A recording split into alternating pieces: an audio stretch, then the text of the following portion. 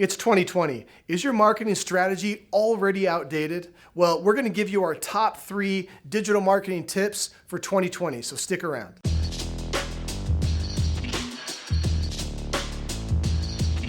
Okay, so for 2020, what are the top marketing tips that you could do today to see a big return? Well, you're going against a lot of competition online, and the amount of money your competitors are investing, especially in digital marketing, is shooting through the roof. And so what we're seeing a lot of is these tips I'm about to share with you are not so much hacks for Google or hacks for Facebook marketing or email, things like that, but it's more in how you actually allocate your dollars. So the first tip I want to give you is attribution. So many companies out there are using Google Analytics to try and show how effective their ads are. Now, if you're selling a widget, and if I click on an ad, I go to your widget's webpage, and then I check out, well, that's a great attribution right there of knowing from the click to the ad to the sale within the cart, I made a sale. It's easy to track that. But if you're a business-to-business company, or if you're a business-to-consumer, but you're selling some kind of service that requires the business to go out and meet you, in other words, nobody could buy your service online, well, then it's very hard to track if somebody clicks on an ad, even if they call you, do they always become a client? And so there's a lot of sophisticated systems out there. One of them we love is Mixpanel, but using attribution as a way of first defining different events to track. Sure, if somebody clicks on an ad and calls you, well, that's a great event to track. But if you have a video like this one that you're watching, and somebody watches that video, you could actually put value and a score within an attribution software of somebody watching the video, or somebody even downloading a white paper, giving you their email address, scrolling all the way down to the bottom of your page, maybe going to 3 or 4 pages related to your service. All of these things are things that have value. And 90% of marketing campaigns let these things go by totally unnoticed. They don't put value to any of those. They don't put scores to any of those. And without doing that, all you're tracking is, did the click become a client? Did the call from a click become a client? So what many companies are going to right now is an attribution software, which allows them to try to quantify things that are really hard to quantify. Sure, I could track a click to a call, but there's value as well of somebody watching a video, like this video that you're watching. There's a good chance that you might give us a call one of these days if you need more marketing, and it's because you're watching me talk to you. And it's the same thing with you, and there should be a score associated with this. So these are all called events to track, and you're putting values to all the events, and ultimately what you're doing is you're scoring those leads. And the more score you've developed as a lead goes through, say 3 or 4 blog pages, a couple internal pages, they watch a video, that particular person on your site becomes a higher and higher level score that will eventually lead to a conversion. And it's the sophisticated companies right now that are installing attribution models that are already doing this, that are already taking your potential customers. So you definitely need to get on attribution right now if you're not already doing it. Our next tip that I share with you, it's one of our favorites, and I hesitate a little bit to share it and put it out like this because it's a bit of our secret sauce in how we create clients and how we make the most of this marketing spin and wrapping our arms around our clients. Almost everybody doing digital marketing, let's say Google ads, Bing ads, Facebook, Instagram, Twitter, when somebody clicks on your ad, it goes to your website, and many of you are already doing something called retargeting or remarketing, which is where all those platforms, Google, Facebook, whatever, grab your IP address and it allows them to retarget you with ads in the future. Probably all of you or most of you are doing that. But here's the problem is that while Google and Facebook and Bing have other ways of targeting people, not just IPs, the problem is when they grab that IP address, within 30 days, many of those marketing platforms, they let it go. They delete it. Even though you paid a lot of money for the click, for that person to click on your ad and go to your site, they're gone. that IP address is being stored with Google or Facebook or Bing. It's not being stored with you or a third-party software like Mixpanel. And so this is what I love.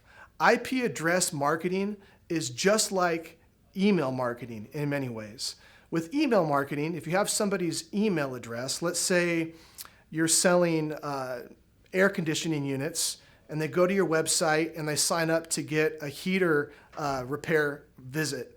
And so when you get that email, you could then register it within your email marketing as this person is interested in heating. And then in the future, you could send future emails to that person regarding heating. Well, IP address marketing is very similar. So if somebody goes to your heating page and then clicks to set an appointment or clicks for more information, well, you could grab that IP address off of your internal page. And from there, you could then put it into your database and then target them in the future. Not with an email, but with advertising, with targeted advertising that scales and that is very effective and is very inexpensive. So just imagine, in 1 year, if you're doing a pretty robust marketing campaign, you would have talked to, let's say, or you would have targeted 200,000 people. Well, Google and Facebook, by the end of that year, let's say, of marketing, they would have pushed out the majority of that data. But instead, if you install Mixpanel or a similar third-party analytics software, you could retain all of those IP addresses and put them into different categories and silos of how they came in, allowing you to then repurpose and target them back in the future with similar messaging. This is how we're killing it for a lot of our clients, and very few companies are doing it. So we expect this to be a top tip for 2020. The last marketing trend I want to go over, it's actually pretty sweet because here it is 2020, and it's almost like going back to the future. Because with so many companies doing digital marketing, doing social media ads, doing search ads, doing banner ads, doing all of them, doing cross-platform targeting, sales funnels, all these different things. It's just become a lot of white noise. And a lot of marketers are starting to get more hesitant to put more and more money into these digital platforms, and they're looking for other ideas of, look, I don't care what platform it is. All I care is I get more customers. And so we're seeing a lot of campaigns actually use some old school things. So for instance, if you're selling a product that caters to people over 50 years old, well, the newspaper, believe it or not, might be a great place to look, of course, because cost to advertise in the paper has gone so far lower than it was even 10 years ago. And a lot of marketers are going in that direction. But the top trend that I want to focus on, again, I'm a little hesitant because this is really part of our secret sauce, but I'm just going to put it out there. It's guerrilla marketing.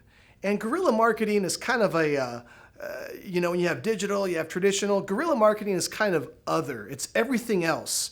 And usually guerrilla tactics are very creative, focused on innovative ways to get somebody's attention that none of your customers are doing right now. So I have a prop. Well, actually, this box. So this is a box that Netra actually sent out to some targeted recipients. This is direct mail. And would you believe that the average response on direct mail is about 1%, roughly? Well, this box got a 35% conversion rate, and this was mailed cold. People that got it were not expecting it when it showed up. So I'll just show it to you just a little bit. Like I said, this is our secret sauce, so I'm not going to go into it too far. So when they get this, they go, okay, what is this? They open it up, and it says, it's not every day that you get a box like this. Then down here, so we wanted to make it worth your time. And when they open it, hi Douglas, I'm Dave with Netra Media, and it's time for Baker Manick Jensen to lawyer up. so what we did is we targeted very specific people, filmed about a 1-minute video about how we could help them, and we changed the very front part of that video message to be calling out whoever the recipient is, Douglas, calling Douglas out by name and the company that he works for. And the cool thing was the call to action wasn't, oh, did he give us a call to become a client? No, business isn't done like that. Business is still done face-to-face. So what we did is we put a gift card right here. Hi, Douglas. So at the end of the video, it says, you'll see a gift card that I've included here. It's my invitation for us to grab lunch right here at this restaurant. We actually filmed that last part at that restaurant. And so I had 35% of the respondents that got this box that had lunch with me. And so the cost of a box like this, it's not cheap, but it's more than paid for itself. And so it's tactics like these that really make your company stand out. And I hope after seeing something like this and the other tips I've shared with you, it's really got the creative juices flowing, because you can make 2020 the best year your business has ever had. It just takes you to be resourceful and creative. Thanks.